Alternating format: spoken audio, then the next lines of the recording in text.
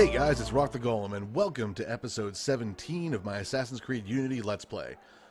First, before we get started, I do want to apologize for two things. The first was my lack of enthusiasm in the last two episodes.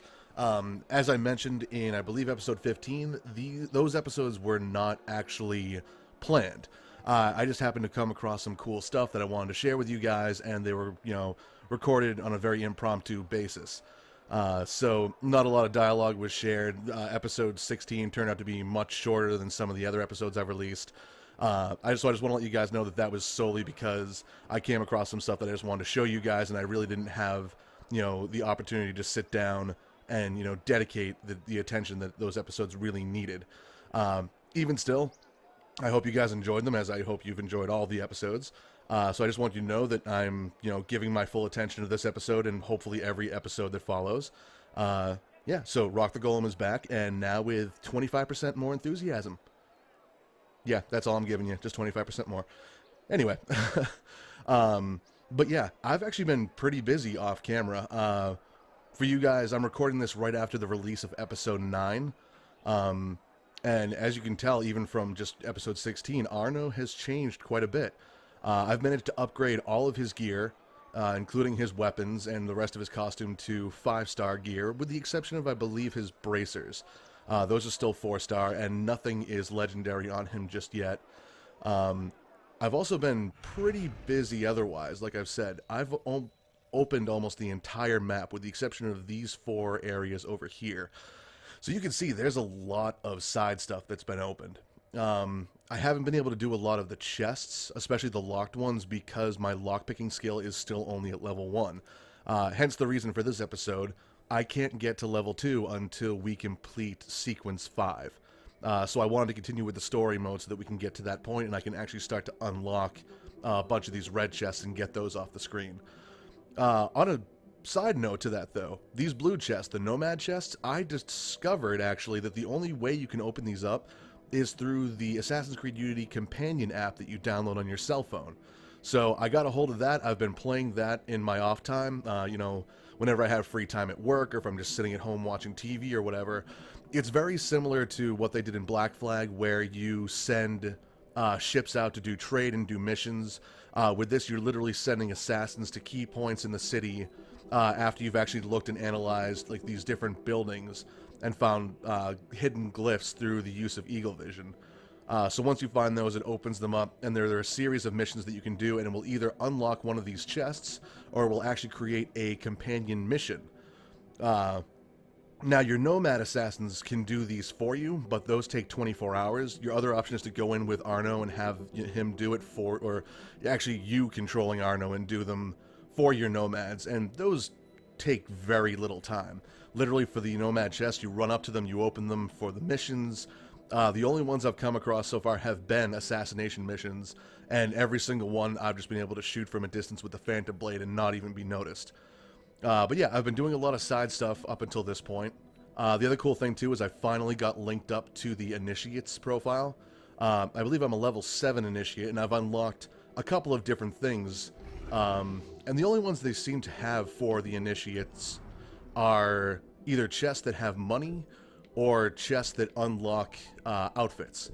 And so far I've unlocked 3. I've unlocked Shay's Templar outfit from Assassin's Creed Rogue, which I have yet to play, but I gotta say, I love this outfit.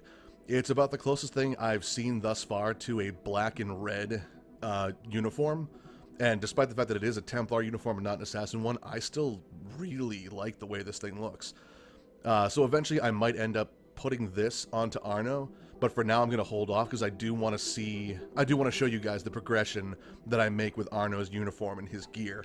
The other ones I've unlocked as well are Connor's Master Assassin outfit from Assassin's Creed 3 and Edward's Assassin outfit from Black Flag. I did try putting these on, and they are pretty cool to see and everything, but again, I do appreciate more that black and red look, so eventually that is what I will run with. I also do want to unlock the legendary one that's like the black version of Altair's, but I'm not sure if I'm going to end up running with this one or not. We'll see what happens. But yeah, that's basically what's been going on in my free time between episodes. But for now, let's get started up with this sequence and get through sequence 5 so that I can actually start opening those locked chests better. So now we're doing the silversmith. Francois Thomas Germain made the weapon that killed Monsieur de la Serre. Track him down and find out what his role is. This will give us 2 assassin points, which should be more than enough to push me into lockpicking skill level 2. And from there I can start doing more of those red chests, and even upgrade Arno even further. Despite the fact that I have such high-level gear, I'm still only a 3-star assassin. So it would be great if we can get that a little higher up, too. Well, that's not suspicious, is it? The plethora of guards, I'm assuming you mean? Okay, let's see what we got here. Doors lockpicked 4 and brutes driven berserk 2. Alright, let's get our berserk blades ready then. I apologize for the coughing. I am feeling much better. I'm probably at about 85%. I've been fighting a cold for much longer than I probably should have. But I'm doing the best I can with it. Oh, that's interesting. Can I berserk them? Nope, I can't. Not from here. But, you know what? That'll work. Or not. Well, stealth kill. Why not? Well, while that's all going on... No, drop down, Arno. Thank you. See if I can berserk this one. Well, I berserked one of them. Whoa, boy. Did not... You know what? Let's, Okay, I was going to try to sabotage the bell, but that didn't work out well.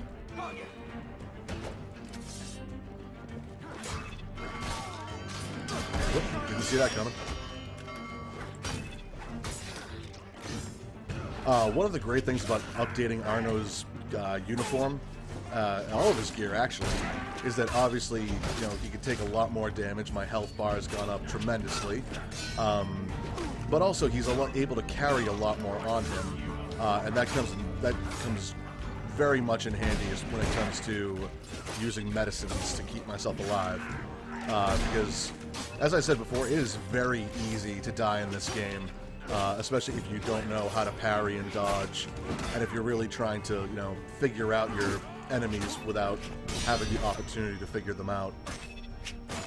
Basically, you know, trying to do, like, you know, trial and error almost, trying to figure out how to fight them. Yeah, I'm just basically swinging at everyone and everything near me at this point. To a certain extent, obviously, I do have to be careful with what I'm doing. But for the most part, I'm pretty well equipped at this point. I'm not as squishy as I was before. I can carry, I believe, 7 medicines on me total.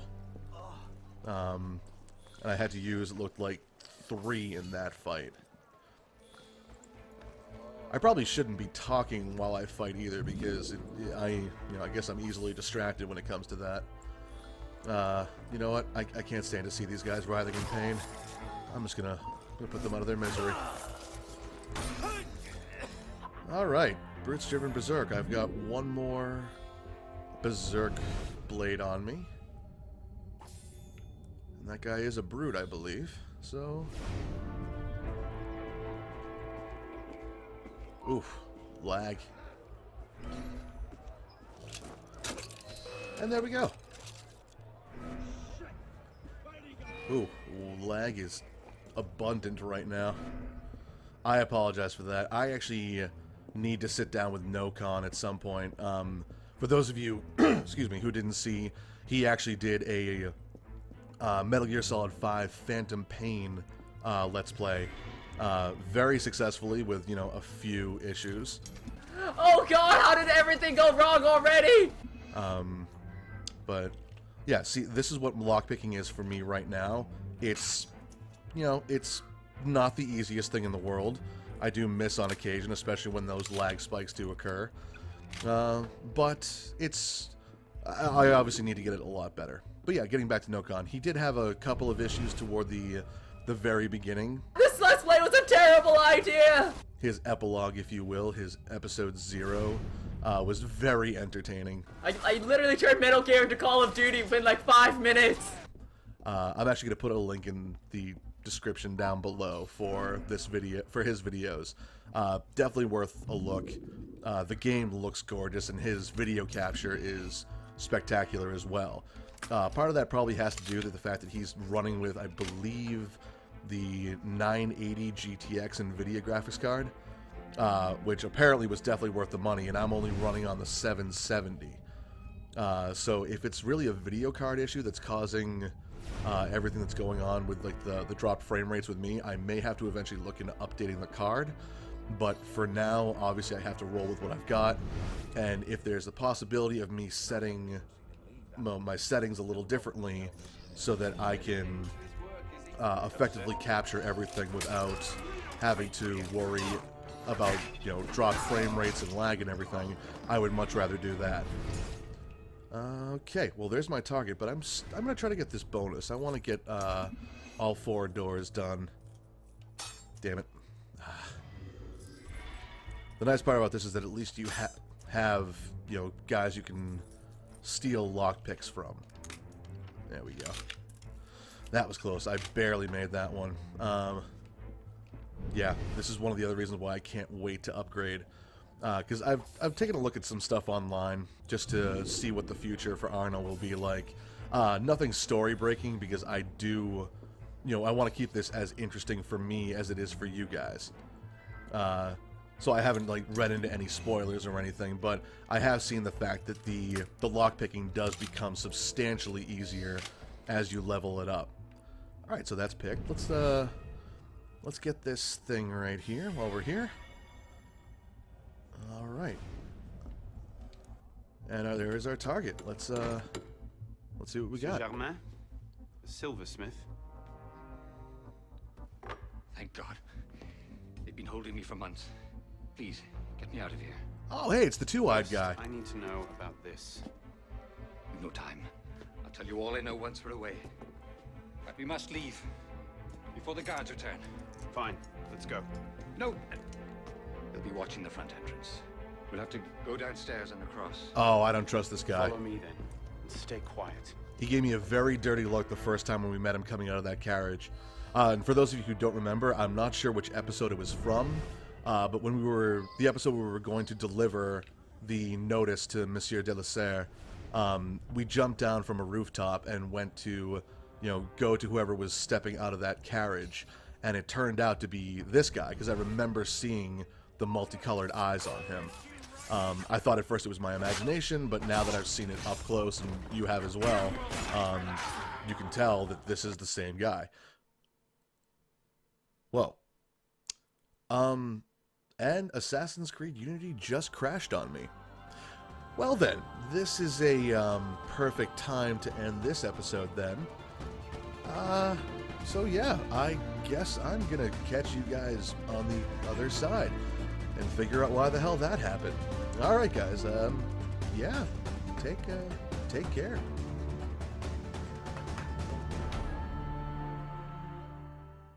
This is so embarrassing! Everyone knows I'm bad at the video games now!